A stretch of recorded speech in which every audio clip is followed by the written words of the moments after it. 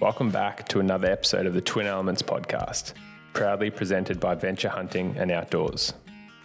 If you're like us and passionate about hunting, spearfishing, and many other outdoor-related pursuits, with an eagerness to fast-track your learning, then this is the podcast for you.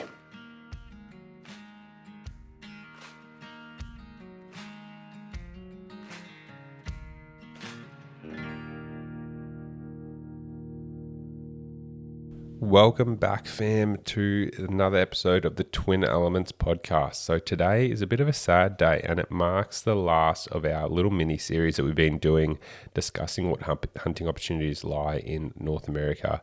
We've done elk, we've done deer, we've done antelope, we've done moose and caribou, and today we're going to be talking to Austin Atkinson from Huntin Fool, and we're going to be talking about sheep and mountain goats. So this is the last one.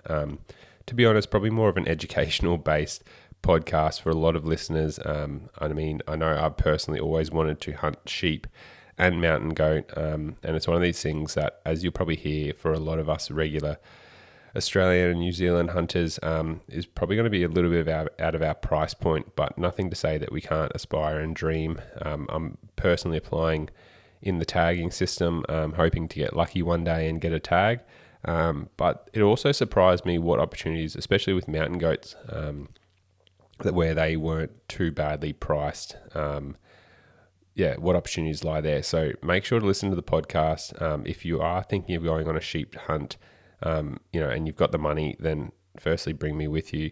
But secondly, make sure to talk to the Huntin Fool team. They're a wealth of knowledge, and they're very experienced with all the outfitters and everything like that. So they're going to be able to point you in the right direction and just cut down your research time. But you also know that it comes with the assurance from them that it's one of their outfitters that they've worked with previously and only had really good success with on the hunt. Not guaranteeing that you're going to get your sheep, as you obviously hear from Austin during the podcast, with how difficult it is nowadays to actually secure a sheep, but mainly just knowing that the hunt quality is going to be up to the standard that the price tag is warranting. So make sure to listen to this podcast, and hopefully we can get you guys chasing a bighorn in the future, or potentially a dull sheep, or potentially get you chasing the rugged woolly mountain goat way up in the peak somewhere. So if you guys want to reach out to Huntin Fool, please do. They're a wealth of knowledge, and they're going to be able to help you secure tags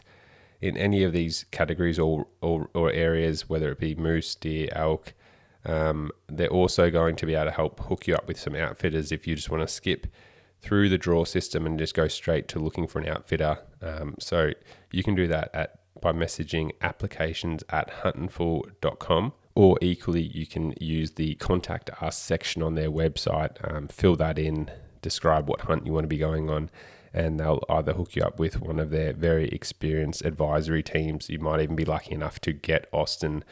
Please remember to mention Twin Elements. We get no kickbacks from that. It's just purely helping you guys out, and you guys are going to get 25% off your first year's worth of applications with Huntin Fool. So that's not the state fees, that's just the Huntin Fool fees, for them managing all your applications and stuff like that. So you guys will get 25% off all of your first year's applications, Huntin Fool fees, if you use Twin Elements. We get no kickbacks from that. We are just trying to help you guys out. So yeah, please use the Huntin Fool service. It's one of these things that I think it just makes it a lot easier for us. Even though we've done this podcast series, there's still a lot of loopholes. And to be honest, it's more just making sure you're increasing the likelihood of getting on going on these hunts. I know for me personally, it can be a bit of a struggle sometimes getting a tag, or you can get extremely lucky, and I attribute a lot of my success over there to the Huntin Fool team. So please make sure to reach out to them. Equally, we'll be jumping in this podcast and answering some of your listener questions. So if you have a listener question or an FAQ that you want answered, please email us at info@twinelements.com.au with the subject line FAQ, or send us a message on the Twin Elements, Doumtsis Outdoors, or James Doumtsis Outdoors Instagram account, and we will feature that on the podcast and share that. Don't be shy about sending in your questions, because as you can hear and see, most of the time when someone sends in a question, it's one that we've had from numerous people. So very similar question lines, and it just helps the community with us answering them on here and getting to everyone So thank you to everyone that has sent in a question. And if you've got one, please use one of those avenue streams to contact us and we'll get you on the podcast in the future. But for now, we'll jump into this last podcast with Austin and talk about sheep and mountain goat hunts.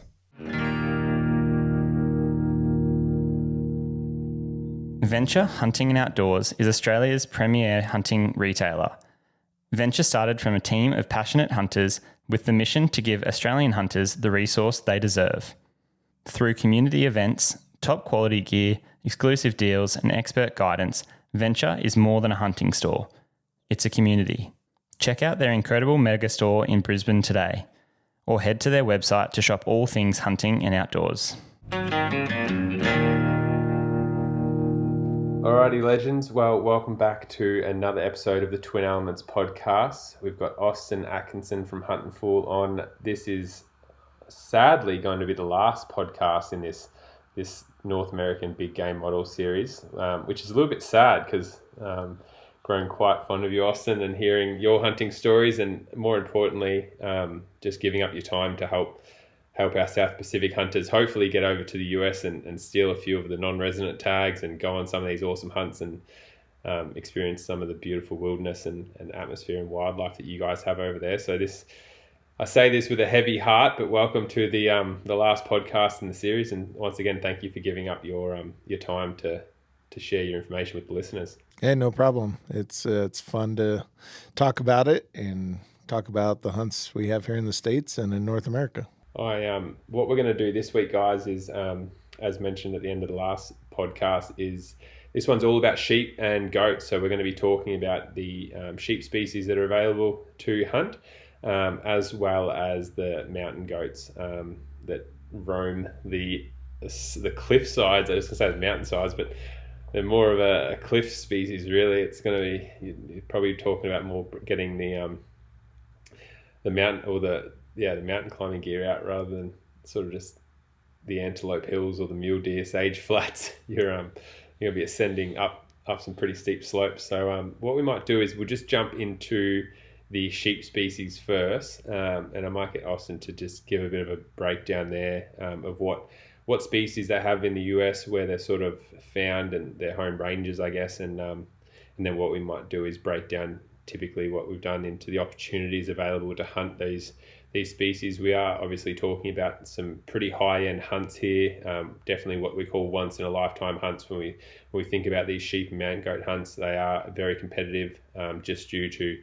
very low opportunity, but not to say that a keen aspiring hunter can't start putting steps into place to hopefully draw that tag of a lifetime or potentially purchase that tag of a lifetime with saving up their pretty pennies. So we'll jump in and break down the species of sheep available.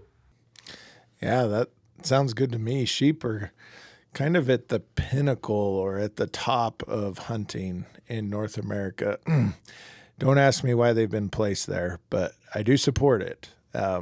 Sheep are a very neat animal that very few people get to hunt, and that makes it very special if you do get to see one, hunt one, and all of that.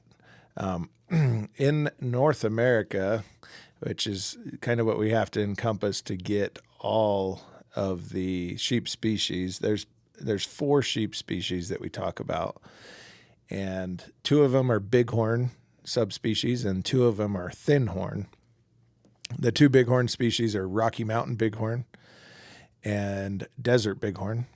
And then the 2 thinhorn species are Dall sheep, which are the all white ones, and stone sheep, which are kind of white but have some more gray on their coat.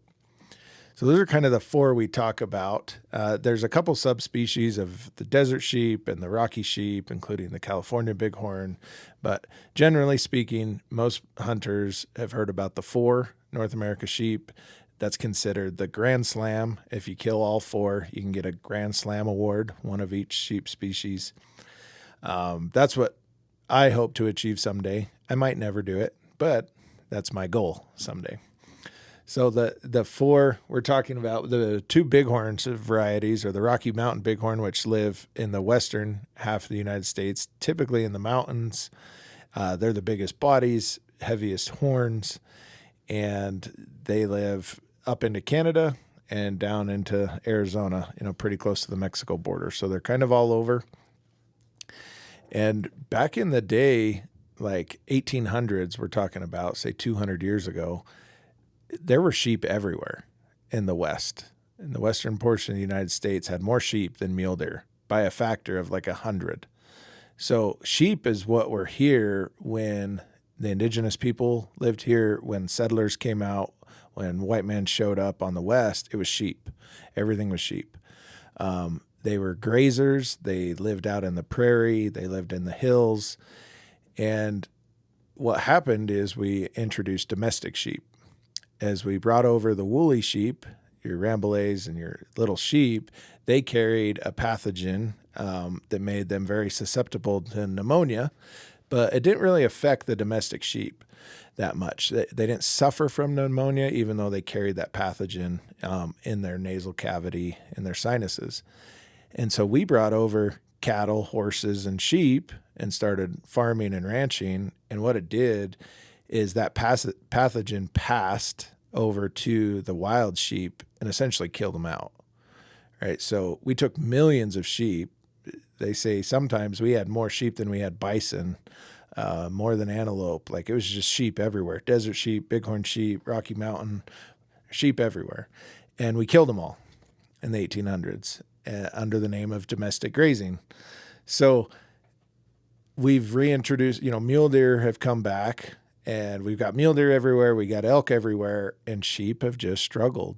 And so most of the sheep that exist in the United States right now are from translocations, from transplants, from breeding programs. It's been a huge conservation story to get sheep back. And that's one thing that makes sheep so cool is there's very few of them, but they're all the result of hunters. Without conservation dollars and funds and projects, there would be no sheep. And we use the term finicky, meaning they're really good at dying. Like we often say wild sheep, as soon as they're born, they're looking for a place to die. They are very susceptible to the Mycoplasma pneumoniae virus, so they get pneumonia very easy. Everything's trying to kill them, from predators to eagles. Everything wants to kill the sheep. If they contact with a domestic sheep, because we still have domestic sheep here in some areas, it can wipe out a whole herd of wild sheep instantly. So they're tough to keep alive, but we keep pouring the money at them, trying to keep them going. And a lot of people don't realize that it used to be flip-flopped. We had no deer. Now we have no sheep, but we got a lot of deer, and that's why sheep hunting is so expensive and so prestigious. It's because there's very few tags. There's very few sheep overall compared to everything else.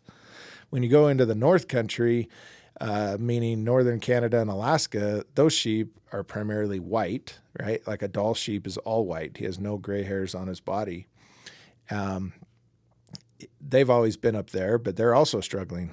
Those sheep are very susceptible to winter kill as climate change happens, whether you believe in climate change or not. The reality is we're getting more extreme winters and more extreme summers in Alaska and Canada, and that's just not good. We have fires in the summer. We have deep snow in the winter. We have warm-ups, cool-downs. It freezes. It kills a lot of sheep. So overall, sheep just struggle staying alive. There's no other way around it. But yet a lot of us still want to hunt them and chase them, and so we try. That is the wildest story about like the plains just being covered in sheep, 200 years ago. Because it's so like now it's such a, like you said, it's such a prestige hunt, like such a small, populations. And like, I love that hunters have had such a huge impact in the, the conservation and that success story of bringing these populations back. Do you ever think, just from a veterinary background personally, is there anything, do you know that like anything, and you're probably not up to all the science with it, but is there any like studies going into vaccinations for these diseases to then be able to like somehow go and give them like wild sheep populations and sort of, protect those current wild populations? Or is it something where even agriculturally, like there are areas where they're like, no, we don't allow sheep in this Rocky Mountain established, or, this series of mountains because we're trying to protect a bighorn population or so on and so forth? Like, has it got to that level of management yet? And there's a lot of science and funding being poured into that. I was actually this week on a desert bighorn sheep capture project where we were in Nevada, and they were using a helicopter to capture excess desert sheep they have on a population and transplant some of them to Utah. And I got talking to the biologists and the state veterinary about that. Like, how have we not come up with something? Because we captured those sheep. The first thing we did was swab their nasal cavity, and then we took their test and we flew it. They flew it on a private plane to Seattle, Washington to have the test results ran same day. And so we captured those sheep, but we would not let them go or release them until we had a negative test result. That's how big of a deal it is. If they came back as positive for the pneumonia pathogen, they would have killed them on the spot. Like, it's that destructive to populations. So it doesn't sound like there's anything yet. They're still researching, trying to figure out. I mean, their easiest go-to is just do away with all domestic sheep. No sheep, no goats domestically. But you're not going to change $1 billion farming industry like that and take everybody's right to have sheep away. So it's been a fight. Like, we have some mountain ranges where there is no domestic sheep permits. You can't graze domestic sheep on these areas because they're home to wild sheep. But then you get a wild sheep herd close by where a ram decides he's going to go walk about, and he walks over and kisses noses with that domestic sheep and then brings pneumonia back to his herd and wipes them all out. I mean, we haven't figured it out yet. So the only management they're doing right now is test and release the ones that are clean. And when a herd shows signs of disease, they want to get that herd clean by killing them and reintroducing clean sheep. It's not the most ideal management, but that's about all they can do. That's how they're managing it. Just test and cull. See, that's like, oh wow, that's wild. How big a population are we talking about? Because I imagine like how like you talk about them like they were just walking around on the prairie 200 years ago. Like, so I imagine that if all the situation and climate is right, they're fairly effective breeders, and fairly good at growing a population. So like. But the problem is all the populations are so dwindled down now. Like, obviously, yeah, we talk about like Arizona and Nevada, and like we'll get into these states where it's like, yes, there might be some better sheep populations and stuff, but like, I don't imagine there's just thousands of sheep running around down there that they're going, oh yeah, every year we're expecting, to cull a whole population and we're going to catch 100 and test them and then swab them and, and go and let them go somewhere else. Like, surely that has a finite resource of a future management strategy, I guess. Yeah, it's impossible to say what we should have done, but looking at my numbers when going through the sheep show and all the sheep data, they're saying at the beginning of the 1800s there was over 2 million sheep in the western United States, like pretty robust population. And now, by the late 1800s, there were none, virtually none, except in some places like Utah had none. We had to reintroduce them and save the few that we had. But nowadays, we're probably up to like 40,000, 50,000 in the whole country, right? Like of bighorn sheep, there's not that many from 2 million 200 years ago. So it'll never be back to that. I just don't think it can with the other utilization we have of property, from cattle to agriculture to houses, everything else. They were good at when they had their time, but their time's over, basically. Oh, but even like deer species, coming in and potentially grazing that habitat that could, like, mule deer love that high elevation stuff that I've seen sheep in as well personally. So I imagine, like they're obviously going to be competing there for a resource. Those forbs and everything up high, like I imagine there's not just endless amounts of that growth when it does happen. So there's so many factors to managing these populations, but even like it's interesting and nice to hear, maybe being a little bit of an optimist myself, that we could potentially see more sheep on the the lower 48 in the future if things turn a corner and we can potentially find a vaccine or something like that, or just, have, I didn't know if it was just always that there was not that many sheep, you know what I mean? But to hearing that they've come from an area where there was lots of sheep, like obviously, it's never going to get back to 2 million, but even if you could get to 100,000, well, that's so many more opportunities for hunters to experience such an awesome hunt. Yeah, it is interesting when you look back and say what was truly native, what was here before we were, and it wasn't the horses that we've brought in and messed up everything. It wasn't the cattle. It wasn't the domestic sheep. It was a lot of wild sheep, and that's what the local native populations survived on for how many hundreds of years here. Was sheep. A sheep can live in the grasslands. He can live in the mountains. Like, he was very adapted to his environment, and we basically wiped him out by bringing in, our civilization. So domestic sheep carry a lot of diseases, and they don't react to them as much. They can carry them without wiping them out, but they give them to wild populations, and it's bad. We all know when it comes to great tasting coffee in the outdoors, look no further than Dog and Gun Coffee. But the same great tasting coffee can also be enjoyed in their whole bean variety in the comfort of your own home. Rounded out with their incredible hog chockey, Dog and Gun has something for everyone. Use code TWIN10 at checkout for $10 off your first order. Discover your brew of choice today. Yeah, it's crazy to think, look at the impacts and damages that we've done on these populations, where you can just have, sheep that, and I mean, we see it so often really with all sort of things where our domestic animals have diseases that get into the local native populations and just desecrate them because they, they're not used to the diseases that we have, and they haven't evolved with them. In some human civilizations where you've got the Western world comes in and mixes with the indigenous, and they don't really survive with alcohol, drugs, and partying, let alone in wild caprine and ovine species. But we'll let's jump back into the sheep. So going into the 4 species, I don't know how you want to tackle that, whether you want to start with the bighorn or whether you want to start with, what's the easiest in terms of availability to go and hunt. Sort of giving you free rein here really on whichever direction you want to take it. Sure. We'll talk about bighorn, Rocky Mountain bighorn, and desert bighorn first.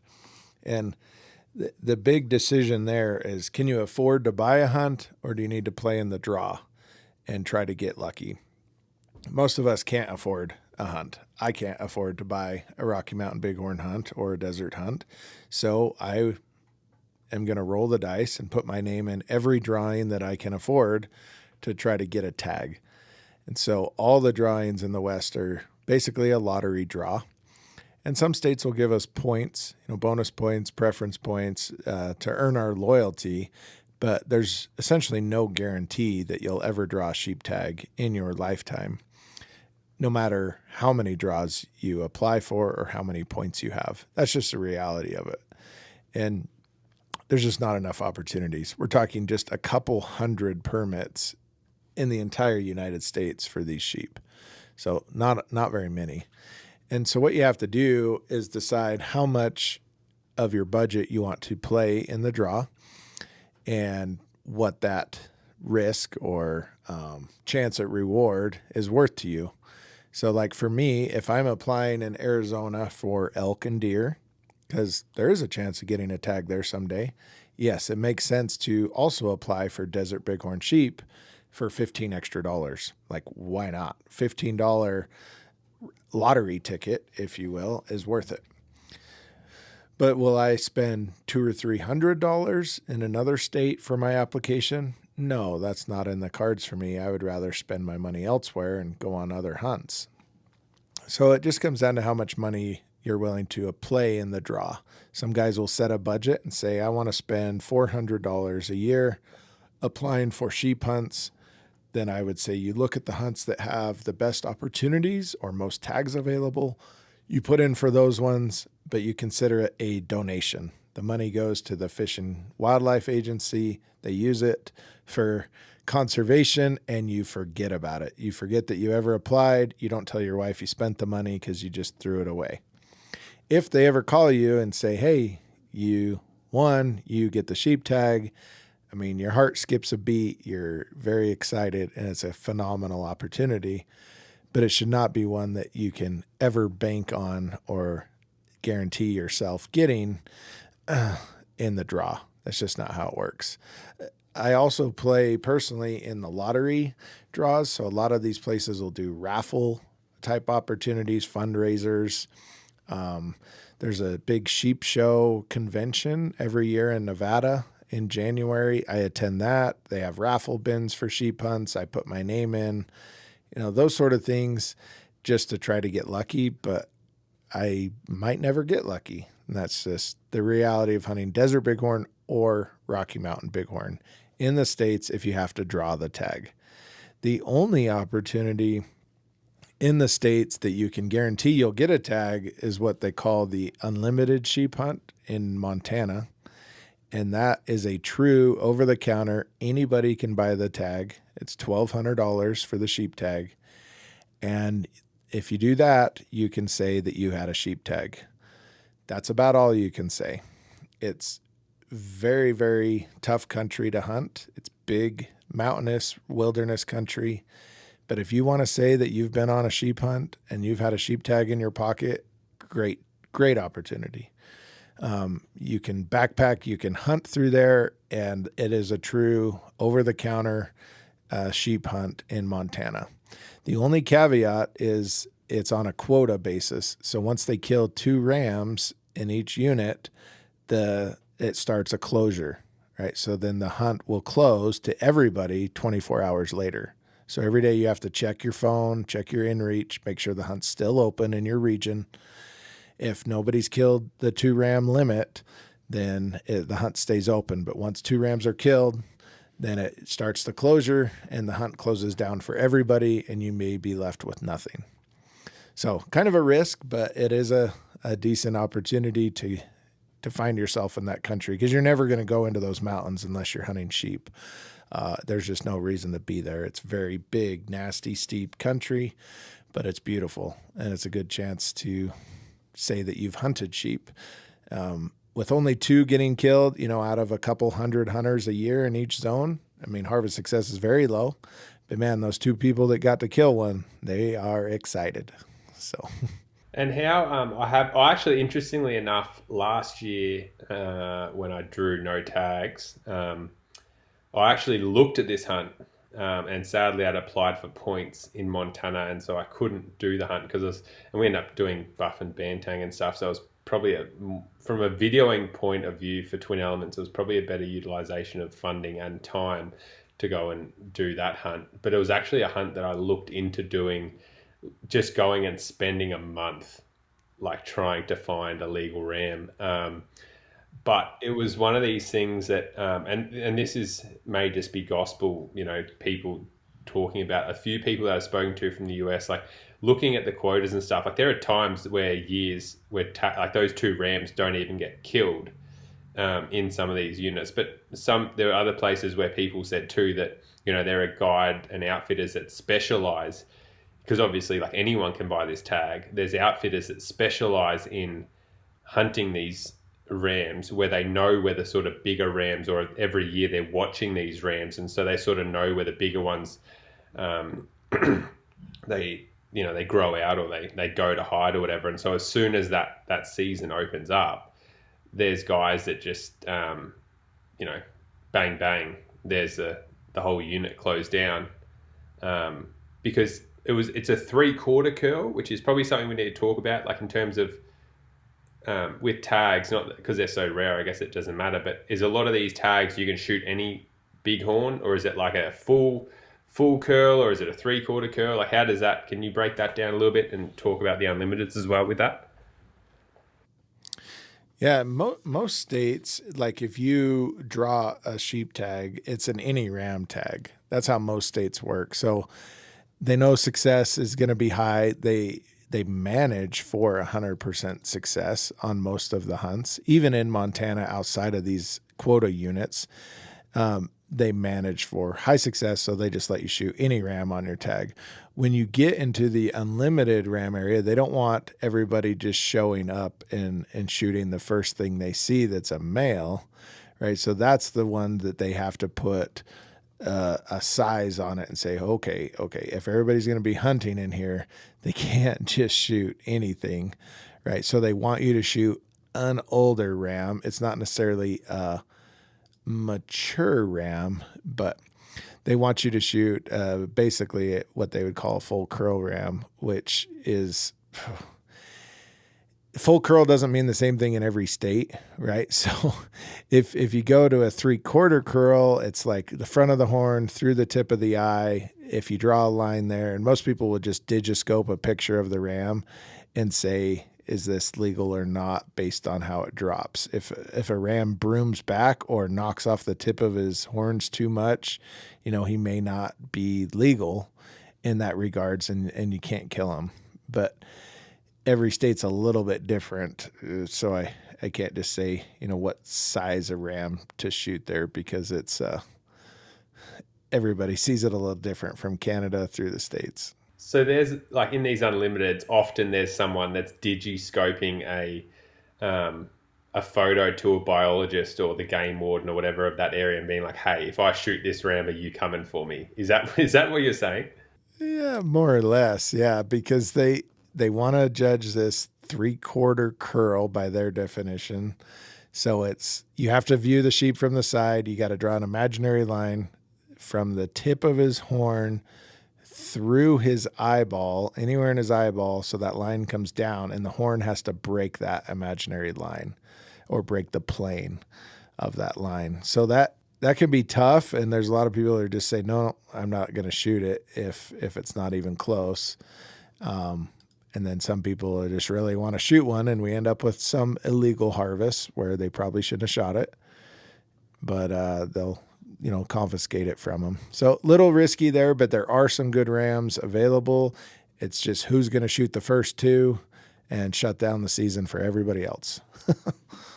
Yeah, and I think it's probably something to mention. Like, I mean, it's a like you said, it's a great opportunity, and I actually really like that Montana's done that, where they've given hunters the opportunity to almost manage the resource themselves. Where it's like we understand that it's so hard, and most blue collar or just most people can't afford to go and hunt these sheep. We want to offer the opportunity just to go and have a hunt, but also we respect you guys to, like, if you shoot one, you've got to bring it in and get everything measured, and and then also managing it where it's like, yep, once we've shot two, it's done.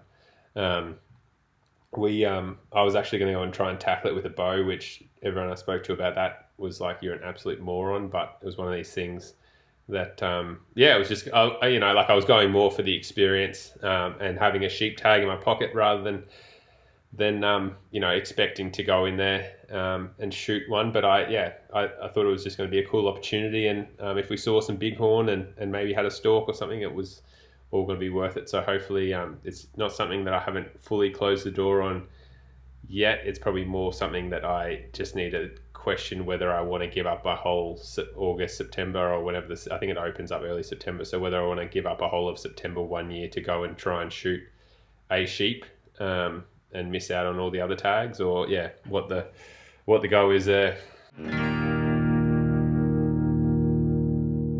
OzCaf Energy helps you power your passion. Designed to be convenient, discreet, and portable with rapid energy absorption, these caffeine pouches are centered around adventure. With added benefits such as 0 calories and 0 sugar, what's not to love? Use code TWINELEMENTS for 10% off your next order. Yeah, no, I understand. And if you can find an excuse to go in there, man, it's worth it just to say you've done it, and no expectations. Just if you see a sheep, it's exciting. male, female, whether you shoot one or not, it would be very, very exciting. Well, so I guess with the bighorns in the lower 48, I guess I've got to ask the question. So what, like I know we've talked about once in a lifetime tags. Are we just like with moose, are we sort of talking about that less than 1%, less than 0.1% of ever drawing a tag? You mentioned there's only a couple of hundred tags across the whole lower 48. So it's, I'm assuming there's tens of thousands, if not hundreds of thousands of people applying for these tags. What's the sort of Huntin Fool breakdown on draw odds with these hunts? Yeah, if you were just starting out applying right now, it'd be pretty much impossible to ever get better than a 1% odds or 1 in 100. Your reality is right now you're looking at more like 1 in 200 to 1 in thousands are your odds, so way less than 1% of ever drawing. So you can't ever plan on it. To put in perspective, I've been applying for 28 years in Arizona trying to get a desert bighorn sheep tag. So I haven't missed a year for 28 years, and I still haven't drawn a tag. I should draw one in the next 20 or 30 years, but at that point, it'll be, a 50-year wait. That's tough, right? That's hard to stomach. So I'm less than 1% now in Arizona, and I've been applying for 28 years. That's just the reality, right? But then there's new people that come in, they'll apply this year for their very first time, and they'll draw.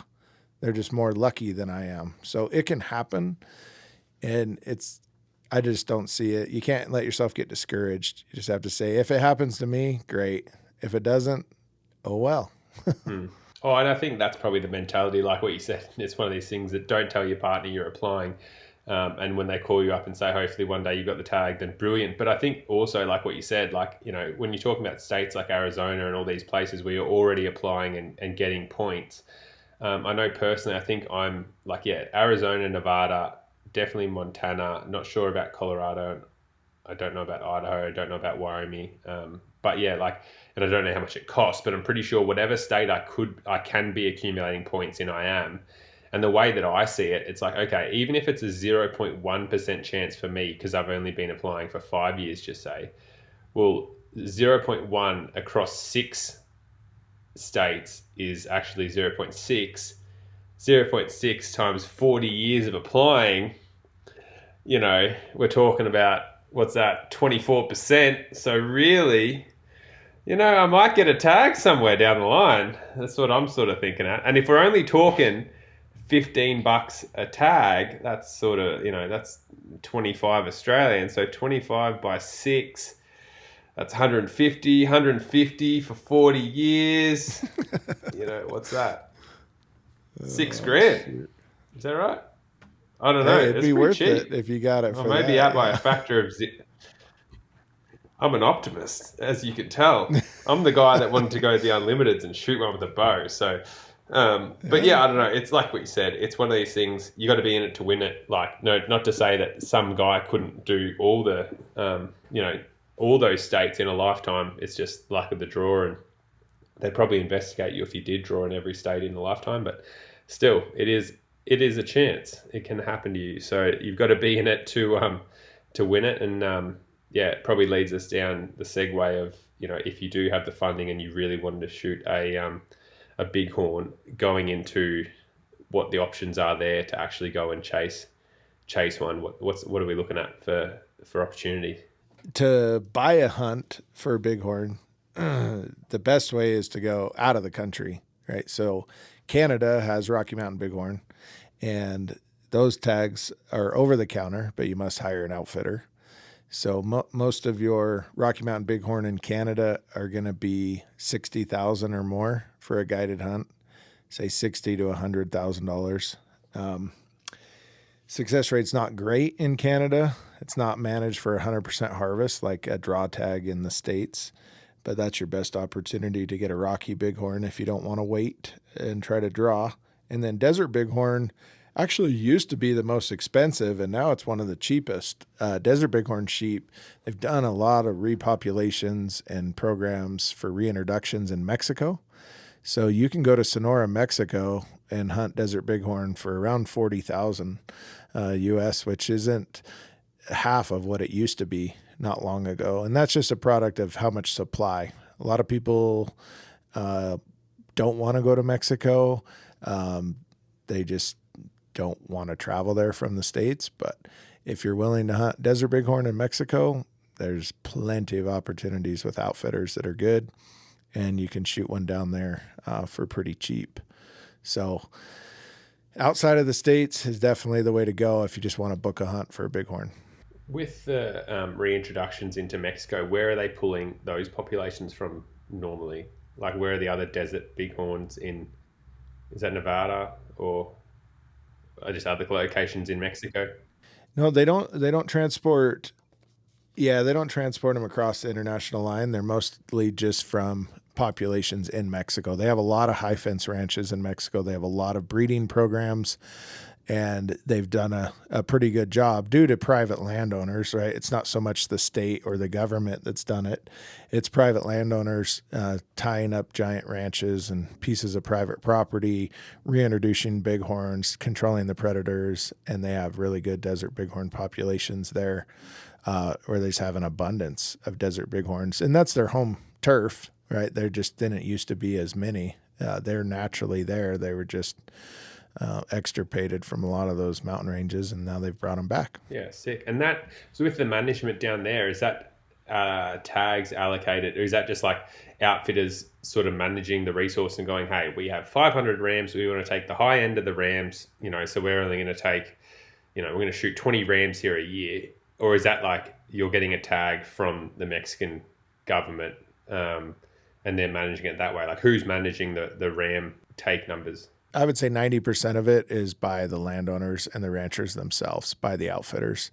Yes, there is a government type program, and there is a tag given to you from the government for export, for legal take, but the management credit goes to the landowners and the ranchers that said, hey, we're going to make this property good. We're going to put water sources in. We're going to control predators. We're only going to take off high class rams, older age class.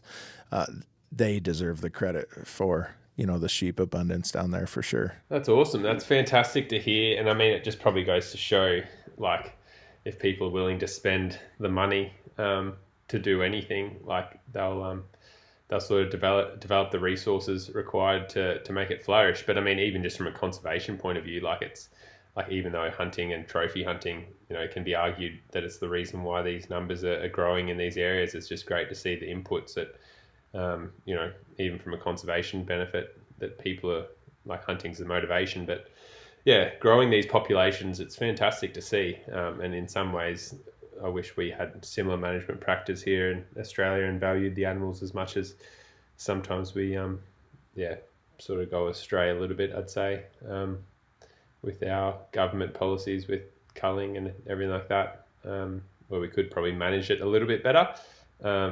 I'm just going to agree with you. Hunting is definitely the best number one conservation tool. I mean, hunters want to see animals alive more than anybody. Even though we love to kill them, we only like to kill them to see more and to have more opportunities. And that's exactly what all these funds go to on a lot of these projects, is to get more animals out there. So I agree. The conservation is way better than preservation, where they just want to keep everything alive. Well, then they eat themselves out of food, and then you have die-offs, and it's just ugly. Like, we want conservation. I guess, is there any other thing? So we've spoken about the unlimited, we've spoken about getting super lucky and drawing a tag, and we've spoken about buying a tag. Is there any other is there any landowner tags or anything like that in the lower 48, like, other than buying? So we should mention, maybe, it's probably out of people, like, there is governor tags where in each state you can buy the tag of that species, and it's like a raffle sort of system where, or an auction, system where you can shoot a bighorn or an elk or a muley or whatever anywhere legally. Obviously, you need private permission if it's on private land, but those tags go upwards of tens of thousands of dollars for some species, all the way up to hundreds of thousands for certain species. But yeah, is there, other than governor tags, is there any other landowner tags or anything like that, or outfitter tags or systems in the lower 48, or not really? for sheep, bighorn? There are a few. There's a few landowner type tags, but they cost the same as an auction statewide tag. Some states have Indian reservations, and where those reservations are sovereign nations, they can oftentimes have their own fish and game department. And so some of them will have their own sheep permits, but they generally cost about the same. And that's in that $100,000 plus mark, same as the auction permits. So that rules most of us out of purchasing those tags. But there's definitely opportunity there. Most people I deal with are interested in draw opportunities, stuff they can save up for logically, or some sort of raffle or lottery system.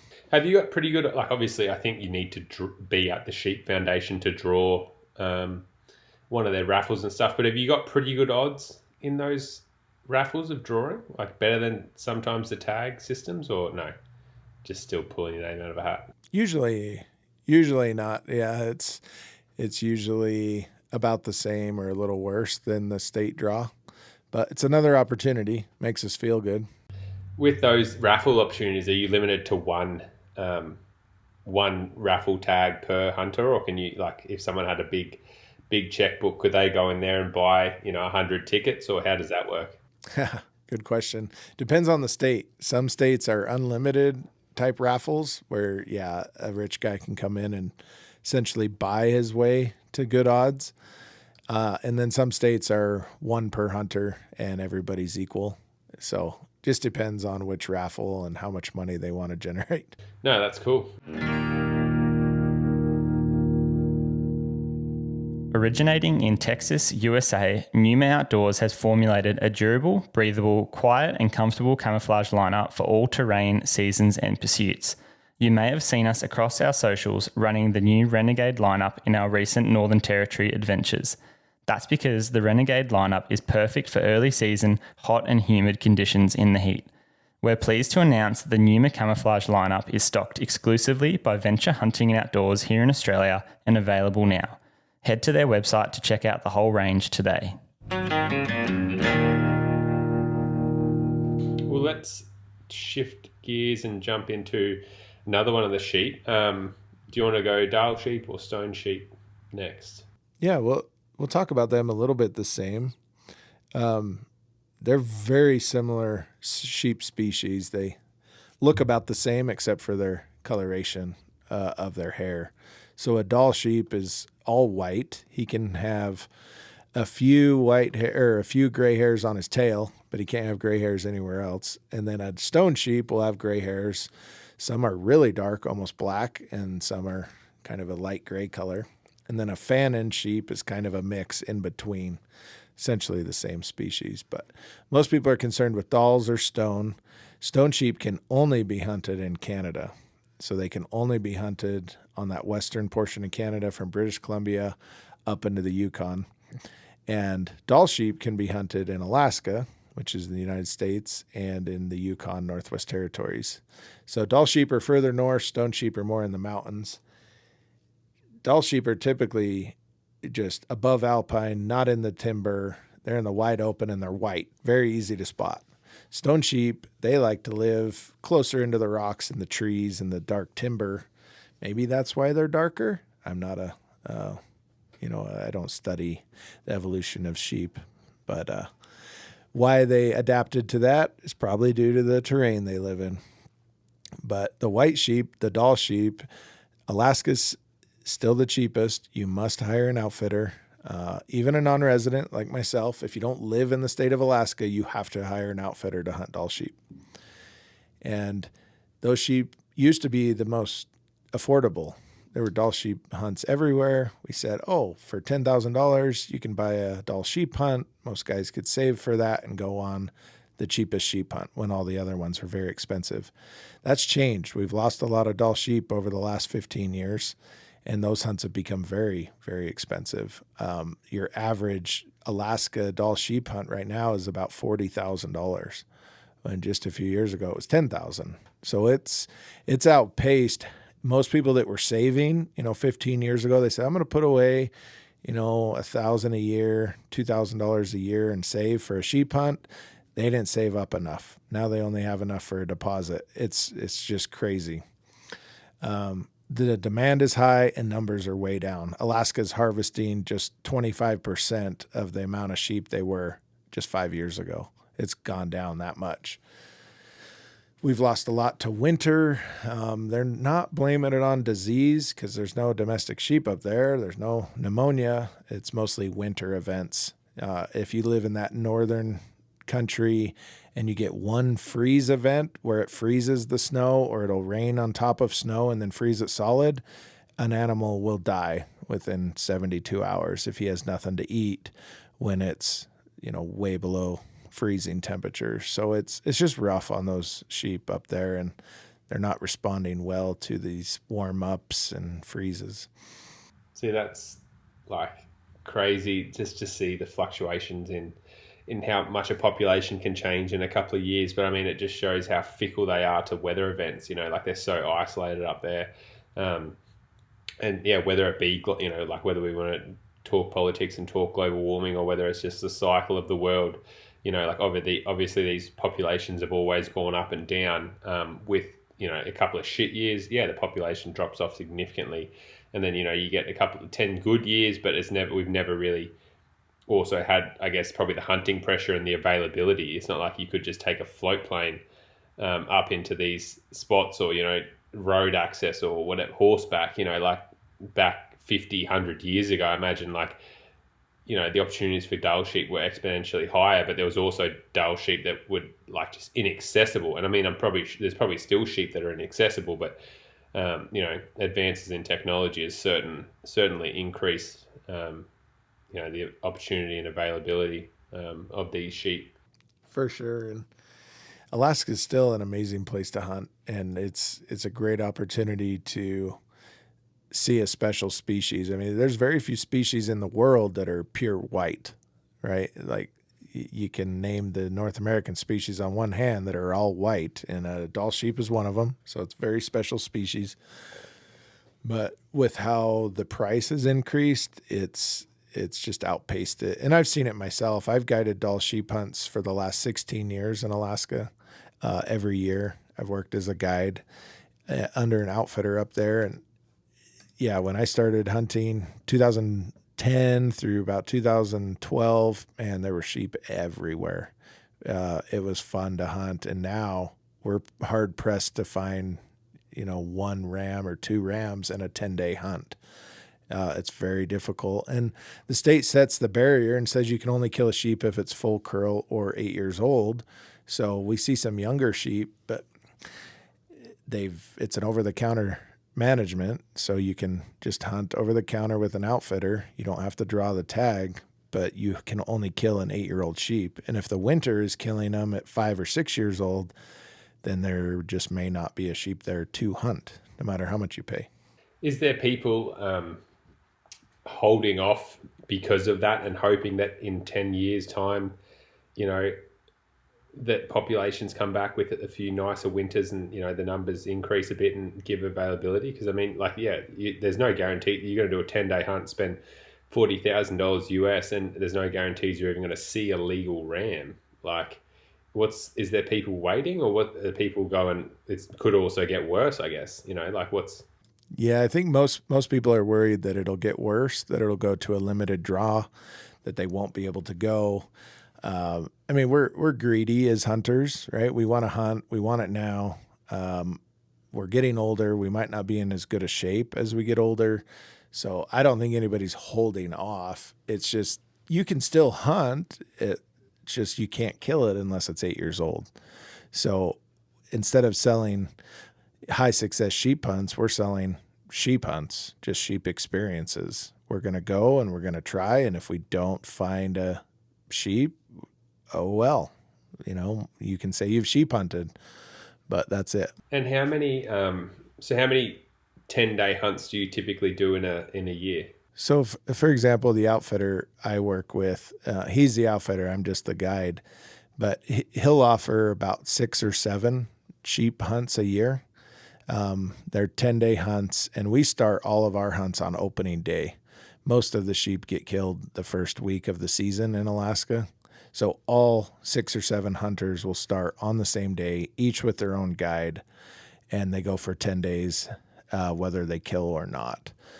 And we don't do any second string hunters or later season because we're competing against obviously the weather and the sheep, but we're also competing against Alaska resident hunters that can hunt without a guide every year over the counter. And they still have the same requirements to shoot a 8-year-old or full curl ram? That's the only thing that keeps the sheep numbers in check and prevents over harvest is they figure an 8-year-old ram is past maturity and he's probably not going to survive the winter. His chances of survival go way down once he's over 8. So they allow those to be taken. No ewes are taken, no lambs. It's just the older rams, and it's just kind of an unlimited strategy for the management. And which one of those characteristics are you more leaning towards when you shoot a ram? Is it normally a full curl or is it normally an 8-year-old ram? That's interesting because as we've gotten better with better optics, better transportation, like you said, better airplanes, everything, it doesn't allow the rams that are full curl or make the full twist to survive very long. Those are typically picked off first. So my hypothesis is that we've shot out a lot of those genetics, those tight curl genetics, easily identifiable as illegal sheep, that we've almost over harvested those genetics because some rams will be old enough, but they don't have a tight spin to their curl of their horn. So they drop deeper. They may never be full curl by definition, but they could be 10 years old. So we're often stuck trying to age annuli rings, which is difficult to do in the field, try to count how many age rings a sheep has on his horn, but it can be done. And that's what we're seeing more of now. Most the sheep I've killed the last few years with clients have not been full curl, but they have been old enough by age that we took them based off their age. And then you have to take them in, get them checked by a biologist. They confirm that they agree with your age, and then they let you keep it at that point.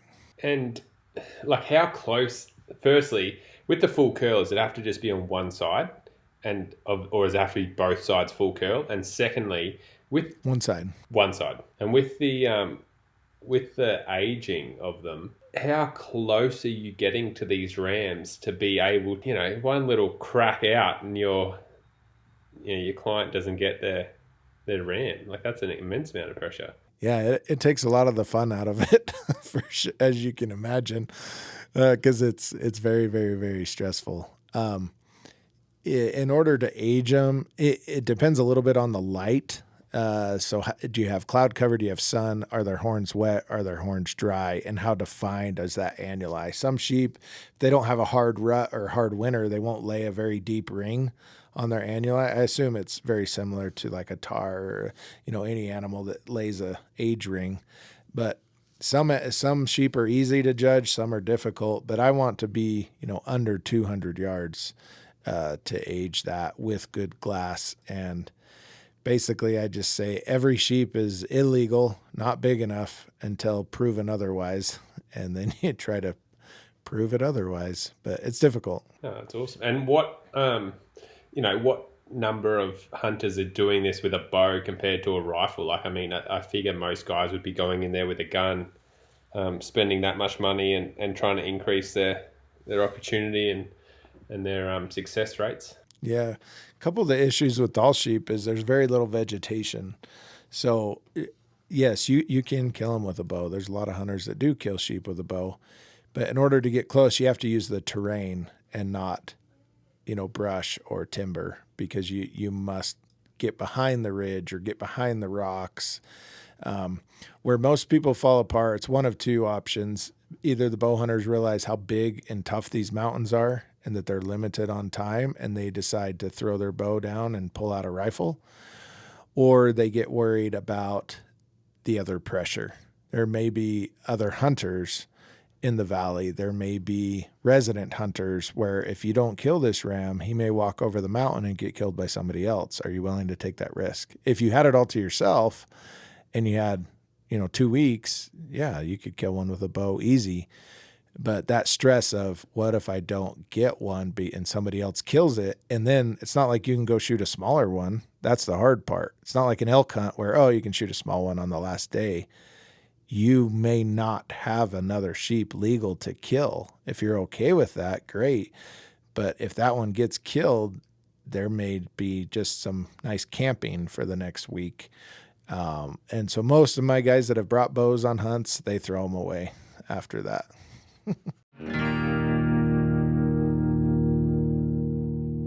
We have recently teamed up with Day 6. They design and build specialised equipment for hunters. Their arrows and outsert combos are hunt ready straight out of the box. Head to their website to check them out today. Or for our Australian listeners, head to Venture Hunting and Outdoors, who stock the brand. And have you taken a dull sheep with either weapon? Yes, I've taken one. It was about 10 years ago now with a rifle. Yep, I'm a guide there, but I still had to be guided because I'm a non-resident. So I coaxed one of my guide buddies into guiding me, and we stayed one season after hunting with our clients, sent the clients home, and then I hunted with my buddy, and he guided me to my first and only dull sheep that I've taken for myself. Yeah, so with like you both being guides or outfitters, does it work that you can guide him and then he can guide you? Yes, but it can't happen on the same hunt.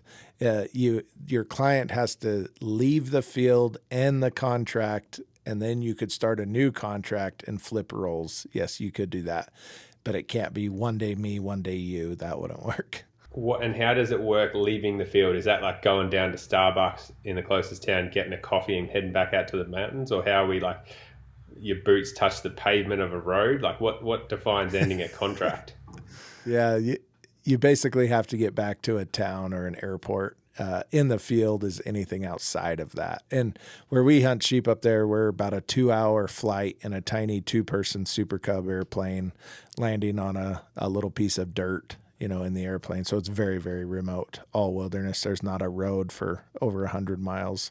And so how are you getting around? Like when you're up there, are you mainly just hoping that there's a dull sheep in your drainage, or are you like, what's the chance that you're like walking up over a ridge, or are you sort of like you get dropped off, you're praying that there's something there to shoot? Is that sort of what's happening? Yeah, it's very, very similar to a dull sheep or a stone sheep hunt. Like if you're on a 10-day hunt, generally all of your gear, your food, everything is in your backpack, and you're just moving your way along, hunting along. So we'll just move, check one drainage, the next day go over the ridge or around the valley to the next drainage. You've got your area that you can hunt in, and we're just moving as far as you can walk, basically, knowing that the Super Cub airplane can probably pick you up at a new spot if you end up somewhere else. You only need a couple 100 feet to be able to land that airplane, so you can get them into some pretty tight spots, but you're mainly just on the ground. We don't use horses where we hunt. Some outfitters will use horses in Alaska, but overall it's just backpack style on foot. Yeah, epic. And what with that, like that hunt strategy, I guess, like how easy is it for them to, like you said, they're all white, but I mean, like imagine if it snows before the hunt, they quickly become a lot harder to see. So how does that work and affect, are you like you spend a morning in a drainage, are you going, righto, I'm pretty happy that there's no dull sheep here that are legal, let's move on? Or like what's the chance that you're walking back out and you're like, there's the sheep we're looking for?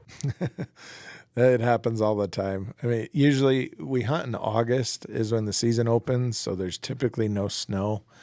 Sometimes you'll get a little bit, but it should melt off. We don't see snow there till September, but they can hide. Even though they're white, kind of messes with your head because you think you can see everything. And then all of a sudden they pop out from behind a rock. You're like, wow, where were you? So yeah, there's a lot of terrain, a lot of big mountains to cover, and they can kind of do what they want. Oh, that's awesome. And stone sheep, what options and availability is there for them? Obviously, it sounds like you're buying a tag, a bit more expensive by the sounds of it too. Yeah, stone sheep's more difficult because they only exist in Canada. There's no stone sheep in Alaska, no stone sheep anywhere in the United States. So you have to go to Canada. Very similar hunting style and strategy to Dall sheep, except for the tags are extremely limited and they're a lot more expensive. So stone sheep are anywhere from 80,000 plus for a guided hunt. At Huntin Fool, we sell stone sheep hunts like hotcakes for 100,000, 105,000. Very, very expensive.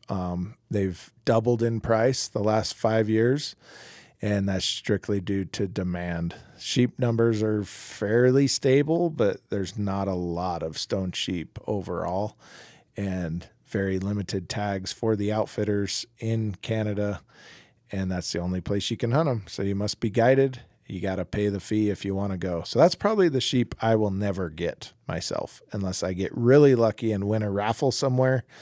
I don't ever see me having 100,000 for a stone sheep, or even if I did, having a partner that would allow me to spend that money on a sheep. So by the sounds of it, like when you hear people that have completed the sheep slam or the I think it's 29 species, which is that the Grand Slam in the US. I should say like the low, whatever, however you want to classify it. North American Grand Slam of 29 species. Like they've spent hundreds of thousands of dollars, if not upwards of probably $1 million in trying to secure that. Is that sort of a rough, like, am I over exaggerating that? No, if you're going to do, so the Grand Slam is all 4 sheep. That's considered the Grand Slam in North America. And that's going to be about $300,000 if you just bought those hunts. No drawings, no luck, right? At today's prices. And then the Super Slam is what we would call the Super Slam in North America, or 29 species. That's going to be more like $1 million at today's prices if you had no drawings, no over-the-counter. And so, yeah, if someone tells you, or you hear of somebody that has the Super Slam or has a Grand Slam, first question is, when did you get it? Because in the 1980s, you could shoot the Grand Slam for, 120 grand, like a lot cheaper. Now everything's 3 or 4 times as much as it is. So if you're doing it now, yeah, you're very wealthy. It's just not happening anymore with how the prices have gone up. I was just going to say, when I was younger, I said, I'm going to get the 29. I'm going to shoot all the species someday. And then you start looking at what it costs to go shoot all these caribou species. And you're like, yeah, I don't think so. So I set my goal of getting what we called the Super 10, which is the Super 10 Slam of North America. And that's basically one animal from each category. And that's more attainable, especially living here in the U.S., So 1 sheep, 1 bear, 1 elk, 1 deer, 1 caribou, 1 antelope, 1 mountain goat, and 1 bison or muskox. So still a big feat, but definitely more attainable. And that's probably a good transition to, I don't imagine many people would be, from the listener demographic of this podcast, would be jumping into a stone sheep hunt anytime this lifetime. Not to say, hey, if you want to, obviously, go and talk to, it's probably a bit higher conversation form as well than this podcast, where you're going to want to do some research on outfitters and success on hunts and all the rest of it. So go and talk to Huntin Fool. But I think we might jump into mountain goat, which hopefully is finishing on a bit nicer note than an $80,000 to $100,000 US tag. I should say, how, like, just from a hunting point of view, like having guided these sheep and stuff, how, compared to just say an elk or a mule deer or an antelope or something like that, how cagey and sort of wired are these sheep species? Like I think about a lot of our tar and chamois species and even goats here in Australia. Like their main attribute that I always talk to hunters about, especially when I'm teaching like beginner bow hunting courses and like that, is their eyesight that they mainly use and as their sort of primary self-defense, having very good vision and just that typical where they'll just stand and stare at you for an hour because they're not smart enough to work out if you're a predator or if you're a tree. And so, what do you find hunting these sheep and goat species? Are yeah, are they fairly intelligent, and what sort of mechanisms and characteristics do they have? Sure. I mean, I would say sheep primarily rely on their eyesight more than anything. What I've found hunting the different species, I haven't hunted stone sheep, but I've hunted the other three, is that their caginess or how leery they are of hunters depends on how much they are hunted and their pressure. So desert bighorn sheep, rocky sheep down here in the lower 48, oftentimes they're not scared of people at all because they don't get hunted except by one or two hunters a year in a unit for a couple weeks out of the year. They may not be that hard to kill, right? They might be used to people, recreators, hikers coming around, and they're not that scared. However, when you go to the North Country and you hunt Dall sheep, they get hunted every year. They get chased by airplanes all summer. They're chased by golden eagles, and they are just like on edge because everything is a threat. And they know every August, here come the hunters. So I spend an enormous amount of time trying to stay out of sight in Alaska and never let those sheep see me because their eyesight is so good. And they may not run away, but they may change their habit for the next day or not drop down to the lower hills to feed. They may stay up in the cliffs. So sheep inherently aren't tough to kill or tough to stalk, but they do rely on their eyesight, and they are reactive to pressure probably more than anything. No, that's cool. That's a good breakdown. Mountain goats, something I'd actually love to hunt one day. What's going to be the tactic there? Applying in a few states personally, getting a few points. Are we talking similar draw rods for like a bighorn hunt in the lower 48, or are they a little bit more attainable for the everyday hunter just putting in points? Yeah, the mountain goat species in the lower 48, it gets a little easier to draw than a sheep tag, but not by a lot. It's still very difficult. There's just only a few states that have goats, that have huntable populations of goats. So I would never plan on drawing a mountain goat tag. Colorado has a lot of goats, and I just see it as an add-on species. If you're already applying for other species in that state, definitely add on goat. Same goes for Montana. Same goes for Utah, Colorado. You can make the case that it's worth it to apply because it's so marginal to add on that species. But there's never a guarantee to draw one. No matter how many points you have, there's just not that many of them down here. But when you jump north, mountain goat, I think, is like a poor man's sheep hunt, right? Or not as wealthy of a sheep hunt. Because mountain goat, it's oftentimes the same exact experience as like a Dall sheep hunt. You're backpacking, you're in the mountains, you're in rough, steep country. Oftentimes mountain goat country will even be more rugged, more steep. A mountain goat is more sure-footed in the cliffs than even a sheep, and he can live on some nasty, nasty stuff. So it'll take you to some crazy cool places for a fraction of the cost. Why are they cheaper? They're not as respected as a sheep, right? They're not as prestigious, and their horns are a lot smaller. So some people say they're just not as cool because a big mountain goat will be 9 inches long, for his horns. It's not a big, heavy sheep. But as far as a hunting experience, awesome. I love hunting goats. It's very neat. And I think those that want to hunt goat, sure, apply in the drawings where it makes sense to throw in a few more dollars to get a tag. But if you have a desire to hunt the mountains and get into that element of mountain hunting, I would say just buy a mountain goat hunt either in Canada or Alaska. Most of those tags are over the counter. You just book the outfitter, secure your spot, and you're going. Yeah, perfect. And what it sounds it's a little bit less competitive, so hopefully on pricing, what are you looking at for a mountain goat hunt roughly in Canada and Alaska? Yeah, most of your Alaska hunts start at about $12,000 for an all-inclusive hunt guided. And they'll go up to about $18,000 for an Alaska hunt. Canada can be a little more expensive. Canada just has fewer tags, but oftentimes they'll have better horseback hunts or a little bit easier terrain to access. Yeah, anywhere in that, say, call it $12,000 to $20,000 range for a mountain goat hunt, which is where Dall sheep were just a few years ago. But I don't see mountain goats creeping up near as fast or as much as sheep hunts have.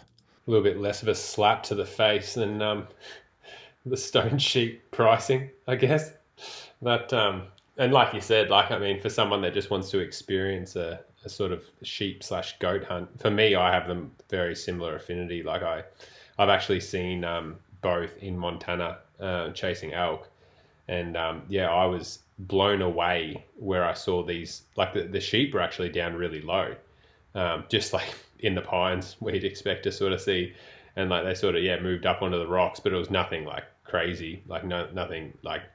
But then like seeing some mountain goats like walk across this cliff face, I was like, yeah, that's like sort of reminded me of Tara a little bit, I guess. And that's the thing. It's so crazy. Like I almost feel like we need to do some podcasts or get our podcast into more of your US listener ears, because we talk about, like, firstly, you've got the winning conversion in terms of, pricing for dollars, in terms of, 60 cents of yours is a dollar of ours. So that works. But also I think that like a red deer stag hunt is very similar to an elk hunt.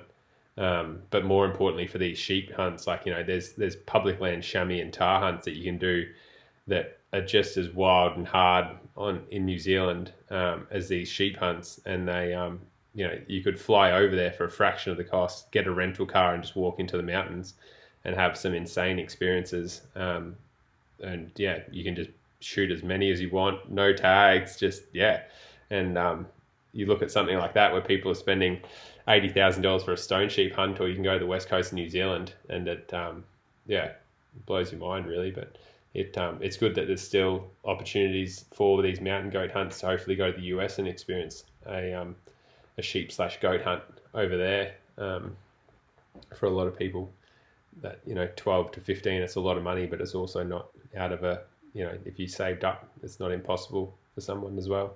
Yeah, I think it's good to mention, James, that if you're coming over here to the States, I would want the full experience. I know when I've hunted out of country, I try to piece in other things that you could do while you're there. And the joy of public land is there's no reason you can't come over here on, say, a deer or an elk hunt and spend a couple extra days going and looking at sheep and goats. Like you spend a couple days on a backpacking trip and hike into that country that we're talking about and take some pictures of some goats, see some sheep. Like you don't have to put them so far away because you can't afford a guided hunt. Like it's public land. We have these resources so people can enjoy them, and you don't have to kill them to enjoy them. Some people, the only sheep they're ever going to see is the one that they're just seeing off the trail when they're hiking. And that's okay. Not everybody can hunt sheep or goats, but why not go hang out in the cliffs with them for a couple days and come back and show your friends, man, I basically hunted sheep. I didn't get to kill one, but I got to go live with sheep for a few days. Like that's pretty cool. That's commendable in my book. And why not piece that on the end of your trip, before or after when you're coming over? Know where you stand with onX, the most accurate GPS mapping tech for outdoor enthusiasts, featuring land ownership maps that work offline, trusted by millions of hunters worldwide. We utilize onX while hunting in the United States on James's elk hunt of a lifetime. Being able to plan and prepare for our hunts allowed us to go farther and hunt with confidence. Well, that's interestingly enough, that was a very similar sort of scenario, I guess. And I look back on my first ever elk hunt in Montana a couple of years ago, and that's pretty close to what happened to me. Like I pulled up at a trailhead before light, and there was one other car parked there, and he was walking up. Like we pretty much got out of, like he was camped there, and he sort of came from my right, and I was walking up to the trailhead, and we met, and I said, "Oh, hey mate, how you going?" He's like, "Yeah, good." And I'm like, "Oh, are you chasing elk?" Because I was in this burn, like I was just moving around trying to find spots, and he said, "No, I've actually got the only bighorn tag in this unit." And I'm like, "Oh, you're kidding me?" And he's like, "Yeah." And I'm like, well, where are you going? I'm like, oh, there's like a big clump that I've identified like 5 miles back that I was just going to sort of make my way to, and figured that because it was burn country, I could like it wasn't a very big area of timber that I figured they'd be going into if they were in this burn. And I sort of planned that I could glass a lot of country fairly easily as I moved, and then get to the sort of timbered country as what I would expect them to be bedding, and then sort of hunt it. And he goes, oh, like I haven't actually seen any elk in here. I've been in here for like 2 weeks just scouting these rams and stuff, but more than happy to like walk up together if you want to. And so walked up this sort of basin, and we're looking at sheep and mountain goats and deer and moose and all the rest of it. And then we got up to this this area and checked it out, and like there wasn't an elk sign in there at all.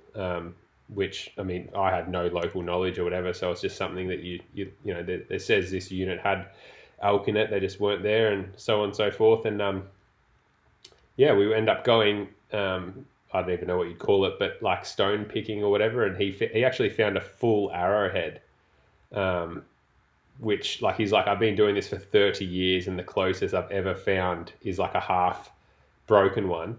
And he's like, mate, you must be some lucky bloke, because he's like, I've never, he's like, I've been doing this for 30 years, and this is like the first full, like, I don't even know what type of head or what you call it, but it was like probably 4 inches long, like a full spearhead style tip that was maybe like 1.5 inches wide. Yeah.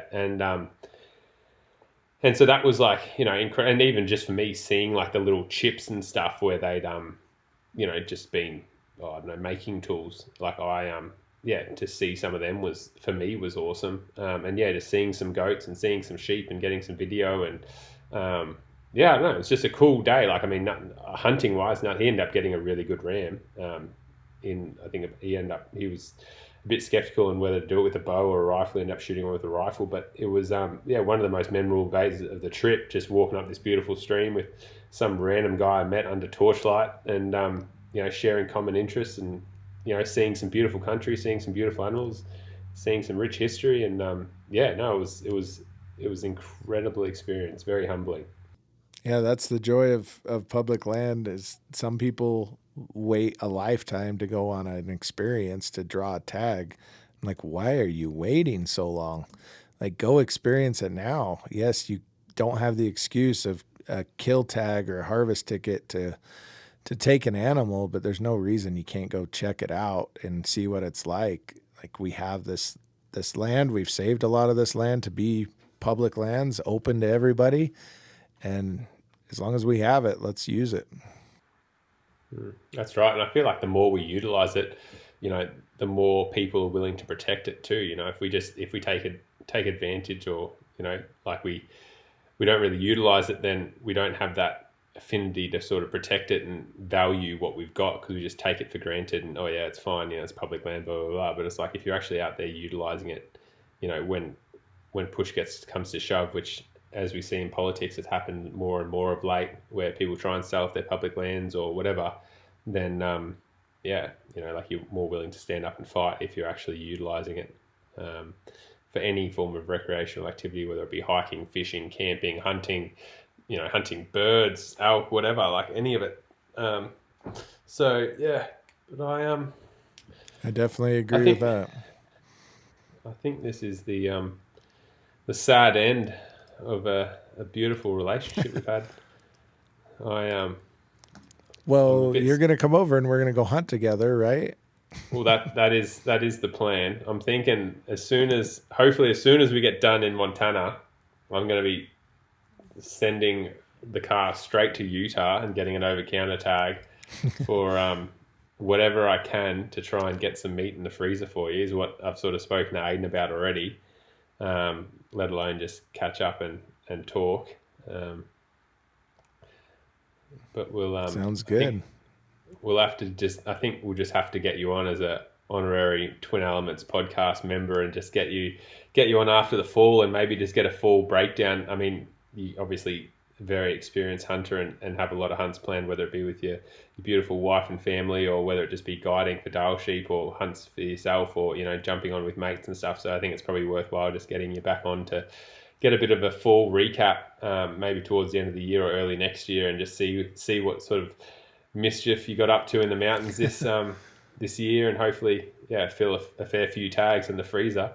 Sounds but good to me. from Aidan and I just once again thank you so much for giving us your time and sharing with the listeners all your hard-earned knowledge. We really, really do appreciate it. And one of our goals here at the podcast is just to get as many hunters out experiencing new things and cool hunts. And we know that you guys at Huntin Fool share those same values in just trying to get as many people out in the woods hunting and having a great time, and respecting nature and the land as well. So that's why we've sort of teamed up with you guys in this little mini series, I guess, because it's such a valuable resource. And once again, I guess if anyone does want to reach out to Huntin Fool and organise just getting an over-the-counter tag and getting a bit of help there with creating a hunt plan, or we're actually just talking before the podcast how Austin's, with all the draw results that have been coming out, he's been flat out talking to all the clients, just helping them, organise outfitters and organise hunting, plans and strategies and stuff. So I mean, if any of that appeals to you guys, please reach out to Huntin Fool to either just organise even a sheep tag or a moose tag, or get a bit of advice there or something like that, or whether it just be organising and navigating the tagging system in the lower 48 and having a strategy there and a hunt plan for next year, 5 years, 10 years. Get in touch with them. We've spoken about the details in terms of emailing applications at huntingfool or huntin huntinfool.com.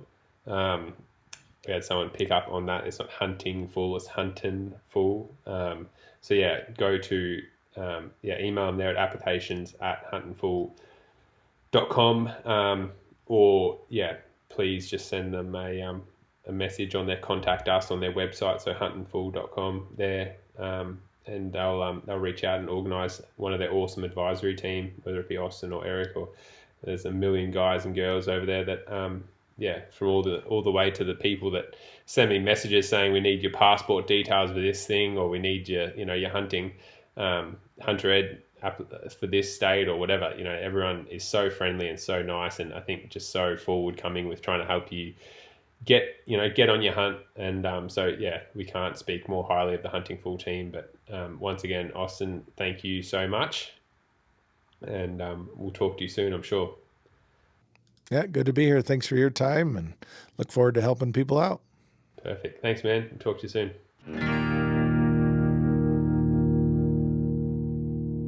There's a reason they say, get serious, get Hoyt. Aidan and I have always shot Hoyts, and that's because we're rough on gear. Our bows are constantly getting knocked and thrown around, but we know they will stand up to the test when the time comes. Hoyt has created the lightest, best performing carbon bows on the market. While some people change their bows like the season, I've had my old girl since 2019 and she's still performing flawlessly. If you're in the market for a new bow, get serious, get Hoyt. Well, that was scary at times, I'm not going to lie.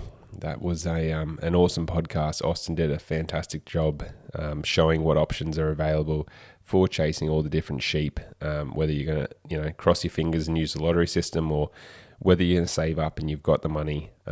It's so interesting hearing how there was millions of sheep, bighorn, just walking the plains, and obviously from human issues with agriculture and introducing sheep into America, how that just decimated the population. It's crazy to think, seeing now personally where sort of bighorn live in these sort of remote rocky hills and pockets, to think that they were just walking around like mule deer not too long ago in our history. Really, it's crazy to see how quickly things have changed. But hopefully, from the help of hunters and conservationists in the US, they're doing so much work trying to reintroduce bighorn in the landscape and open up these hunting opportunities. So it's been incredible to hear some of these stories that hunters are, putting all the funding forward and trying to increase conservation over there. It's really is inspiring, and I think we can take a lot from it here in Australia and New Zealand, hearing some of the stories that they do over there. So what we're going to do now is jump into our FAQ section on the podcast, answer one of your listener questions. So if you guys have any listener questions, please send us a message at Instagram on our Twin Elements Aiden Doumtsis or James Doumtsis Outdoors account. If it's easier, please send us an email at info@twinelements.com.au with the subject line FAQ, and we will answer your question on a future podcast. So this one is, what's it like hunting on public land for elk, and what are some of the challenges? So I've only done it once. The thing with public land hunting anywhere for anything is, you sort of bump into more people, I guess, than you do elk. But it's also interesting in the sense that I think a lot of, like, only 10% of the time for an elk tag, people are successful. And I think a lot of it is that there's a lot of people that want to go and shoot an elk. But I was looking at, like, when I was driving into these public land spots, so many of the people are just down low, sort of in the flats, and they're all camped up together. They've all got, buggies and all that type of thing, and a lot of them just drive the roads, and if they see an elk off the road, they'll jump out, and they're all that type of thing. Whereas there's not that many that are sort of going and actually hiking back up into the backcountry or anything like that. And so that's where really you're trying to find those little pockets where the elk go, to be, to feel secure, and out of the public's eye, I guess. But also just because, from a pressure point of view, it's a bit of an annoying situation where if you see some elk and you want to stalk them, and then there's another hunter that's coming in, it can be pretty annoying, especially, even if this never happened to me, but I imagine, like, if you see elk on a ridge, you sort of question whether you want to leave them there just because the wind's not right or there's not much light left in the afternoon, for example, or whatever. You're sort of more obliged to just quickly go over there and try and make something happen, just because there is the chance that someone else is looking at the same animals as you. So, that can be a bit hard, but, a lot of these states are based on opportunities, and it's one of these things that, yes, there is a lot more hunting opportunity, which means there's a lot more hunters, but I would rather be competing with other guys and girls out there on the ridge personally and have an elk tag or a deer tag or whatever tag it is in my pocket than, where we've got these limited draw systems and we don't have a tag at all, because instead of giving out 2,000 tags where you're competing with 2,000 guys and girls, they only give out 200 tags, and yes, you don't really see anyone, but there's 1,800 guys and girls that also just missed out on a hunting opportunity. So it's one of these things, and for me, I'd rather have a tag in my pocket and be trying to run up the hill faster than the bloke next to me than not have one. So it can be a bit of a pain, but it's also a blessing. So you got to look at it sort of from both ways, I guess. Well, that wrapped up our last episode with Austin. He's been absolutely amazing, giving us all his time, often running late into the night, and being late home with his wife and kids. So from Aiden and I and everyone, we'd really like to thank him for being on the podcast and just giving the time to our listeners to hopefully break down some of the barriers of going and hunting in North America. We're hoping that it's inspired a few people to not necessarily reach out to the Huntin Fool team, even though we do recommend using them, but just, going and looking at starting the application process. It can be quite rigorous, trying to get tags over there. And so there's either a lot of time needed for research, which units, which states, all that type of thing, are going to increase your draw odds. But it's one of these things that hopefully we've inspired a few people to start the process, hearing how difficult it can be at time to get tags, and also just show that it's not as simple as just rocking up here in Australia or New Zealand and, hopefully getting some private land, or over in New Zealand having some dock land and just going for a hunt. Like, it does take a lot more planning.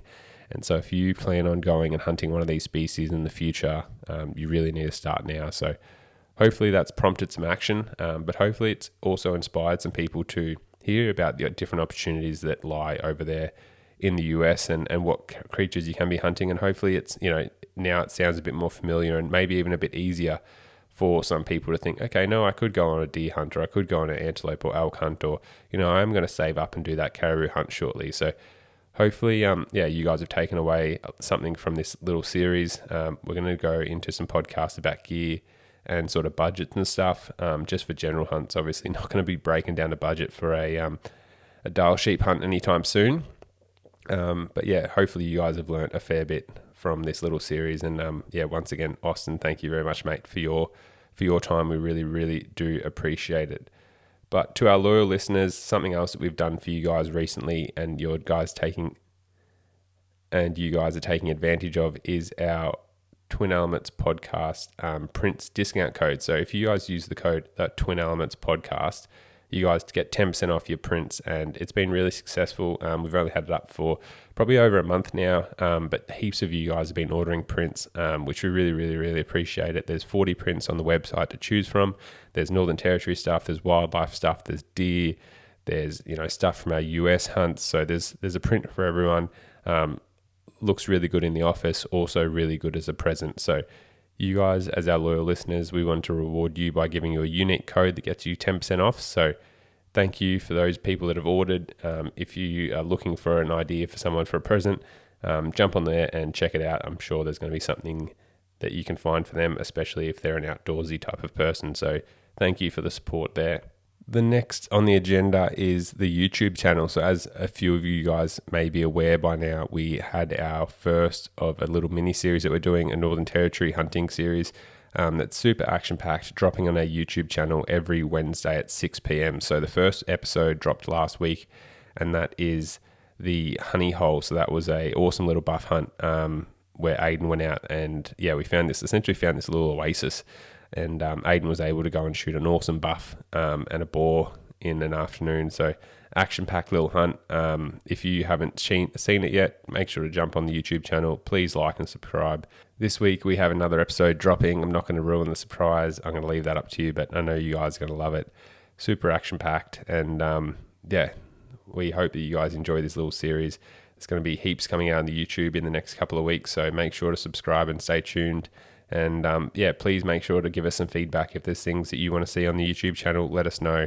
And Aiden and I will prioritize getting those hunts, or whether it be, some cooking stuff or whether it be some gear stuff, we'll prioritize getting that all filmed for you guys and up on the YouTube channel. One for the calendar is Venture Hunting and Outdoors. It's not too far away now. They're going to be having their 1 year anniversary at their Springwood store. So that's going to be on the 9th and 10th of August. So just a couple of weeks. Make sure to put in the calendar, clear up those days. It's going to be a great community event. They're going to have a heap of prizes, and Aiden and I are going to be there. So make sure to come down, introduce yourself, come and say hey. And we can't wait to see you guys there. So that is the 9th and 10th of August at their Springwood store. Chuck it in the calendar and we'll see you guys there. Well, this one has a bit of a different feel to it. I'm not going to lie, I feel a little bit sad signing off on this one. It's been an awesome little series that we've done here. This little mini series with Austin, obviously you guys know how much I love hunting over in the US. It's a special time of year, September, something I look forward to every year, something I promised myself that I wouldn't miss again. So hopefully you guys are inspired as me to hopefully now go over there and experience the beauty that the United States has and some of the incredible hunting opportunities. But if you guys have enjoyed this little mini series and feel like one of your friends could benefit from the resource that Aiden and I are providing to you guys, please make sure to share it with them. There's plenty of people that do big commutes. There's plenty of people that listen to podcasts when they're out doing the gardening, mowing the lawns, at the gym, anything like that. If you feel like there's someone that would benefit from this little mini series or the information that we put out at the podcast, please share it. Don't keep it to yourself, and it just helps the brand and the community grow. So to all those people that subscribe, review, and rate the podcast, we really do appreciate it. We read every single comment that's on Spotify, and we really, really appreciate all the love that you guys give us across all our platforms, but especially this one, as we are really trying to grow the podcast. So thank you to everyone who listens. We can see that the community is growing with every podcast, so we really, really, really appreciate it. But for now, we will catch you guys on the next episode of the Twin Elements podcast.